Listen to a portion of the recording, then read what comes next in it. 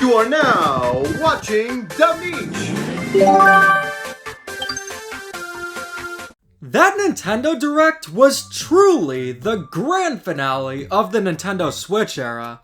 At face value, 2 first-party announcements might not seem like much, but once you realize that those announcements were for Rhythm Heaven Groove and Tomodachi Life Living the Dream, now that's when you know the Nintendo Switch is going out with a bang. These 2 games have been some of the most heavily requested Nintendo Switch games of all time, and seeing them finally happen is both relieving and incredibly exciting. But after the Nintendo Direct, I realized something. These weren't the only 2 big announcements from the Nintendo Direct. And I'm not talking about virtual game cards either. Seeing the grand return of Tomodachi Life not only means we're finally getting a new Tomodachi Life game, but it also marks the grand return of the Miis.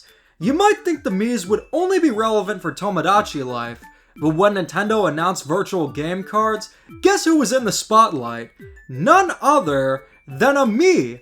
These 2 things might seem coincidental, but they actually mean much more than you'd think. The Nintendo Switch is Nintendo's most popular console, and it's easy to see why. It has the best library of games Nintendo has ever put out, and you can play it anywhere. But the thing is, sometimes it doesn't feel like a Nintendo console. Taking a look at the UI, it's very bare bones and basic, the complete opposite of the fun and charming UI of the Nintendo 3DS and Wii U. But where this is easily the most apparent is with the lack of Miis. Ever since the humble beginnings of the Nintendo Switch, it felt like Nintendo did everything in their power to take the Miis out of the spotlight. There's no dedicated Mii Maker app. You have to go into the settings and make a Mii from there. And when you do, there's no music or anything. The Switch Mii Maker feels so eerie and lifeless and doesn't feel like Nintendo. Then you take a look at casual games that release throughout the Nintendo Switch's life. When I refer to casual games, I'm referring to games not tied to another franchise, and ones that are designed to either focus on a gimmick or designed to be pick up and play. The Labo games and Clubhouse games instantly come to mind. With Labo, it's based around the gimmick of building cardboard accessories that you'd play games with. Everyone knows that, but what most people don't know about are what the games are actually like. You would expect the Labo games to feel similar to the Wii series games. Whether you were playing Wii Sports, Wii Play, or even Wii Party, those games all had a very distinct feel to them despite them being very different games. They are not only designed to be system showcases, but they also built a world and series around the Miis. Whenever you play a Wii series game, it's a very charming and kind of cozy experience. Considering the Miis populate the worlds, you get a feeling of familiarity and feeling at home, which makes sense considering the Miis are based on, well, Miis. Yes, Miis are famously used to bring Peter Griffin into Mario Kart, but considering they're based on you as well as your friends and family, there's a sense of familiarity that makes the Miis so beloved. But with Labo, the games are casual, but they lack the Miis in any of that Nintendo charm. There aren't really characters, and there's no world building whatsoever, just generic environments and characters that feel like they could belong in any casual shovelware game. Clubhouse Games is a bit of a different story. It's actually a sequel to a 2005 Nintendo DS game. I bring this up because this was released a year before the Wii, but considering that Clubhouse Games is designed to be a game that anyone can pick up and play, it would have been a perfect opportunity to bring the Miis into the game. There are actually Mii icons you can use, but actual Miis aren't present as you play through the games. It's incredibly generic like the Labo games in terms of presentation and character. I will say, Clubhouse Games is a good game, but it needed that charm Nintendo's casual games used to be known for. The thing is, these are 2 examples of casual games that would have greatly benefited from having Miis, but in their defense, it's not like Miis were expected to be in the spotlight of those games. Now, if a game like Wii Sports got a new entry that flat out replaced the Miis, that would have been a sure sign Nintendo was phasing out the Miis. Oh wait, that actually happened! It's hard to believe it's almost been 3 years since Nintendo Switch Sports launched. It's a game that was one of my most wanted Nintendo Switch games. but unfortunately, it turned out to be terrible.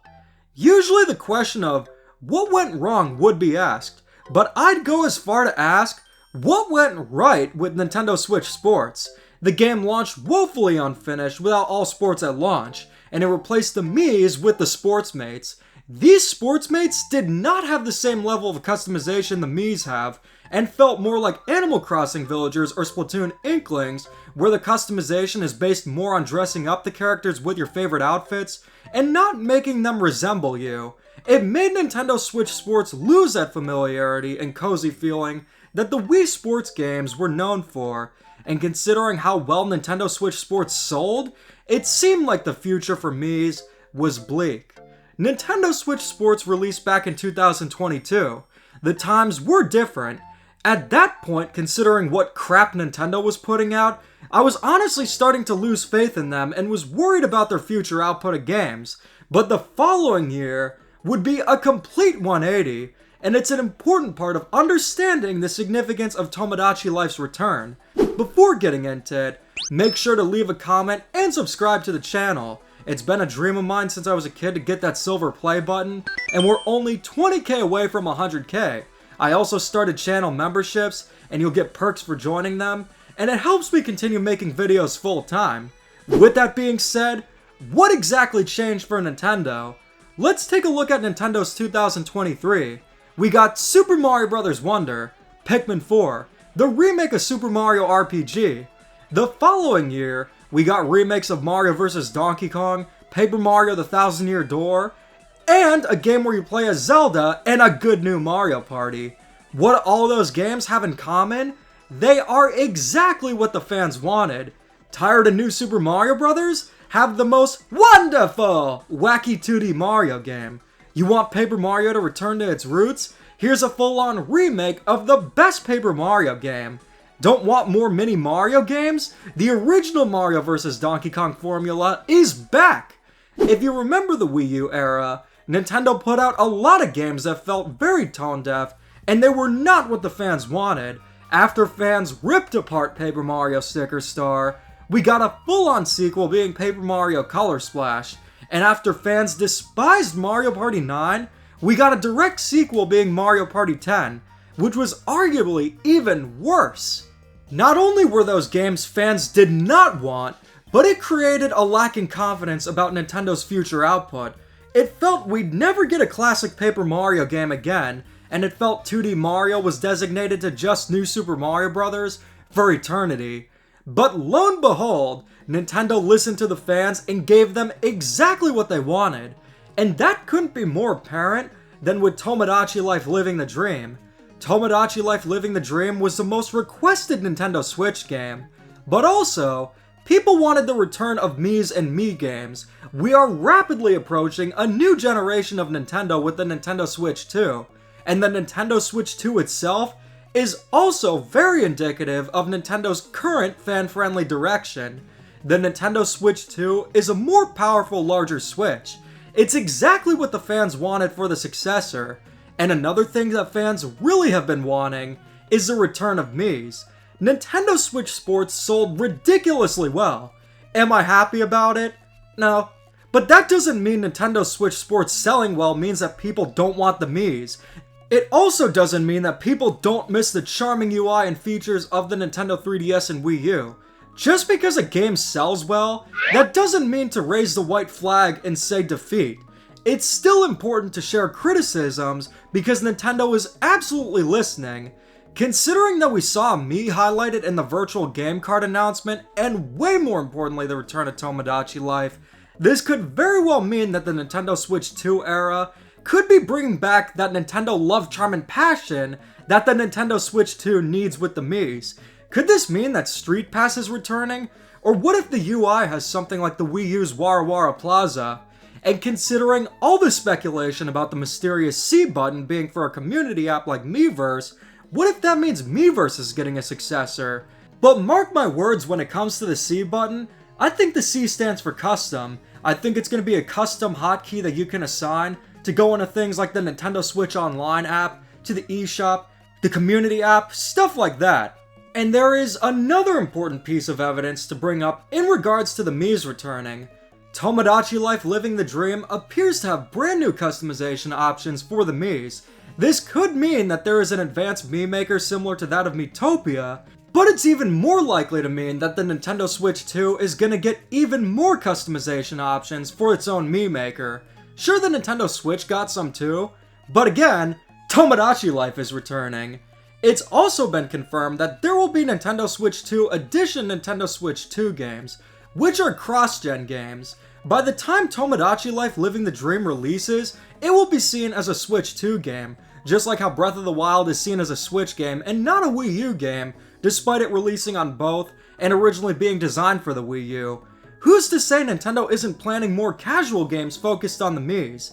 At this point, the Nintendo Switch 2 Direct hasn't happened. We'll likely get our first look at the UI during that Nintendo Direct, and how much of a presence the Miis actually will have, but considering Nintendo's new fan-friendly direction, and all this could very well mean Miis and Nintendo Charm will make a grand return.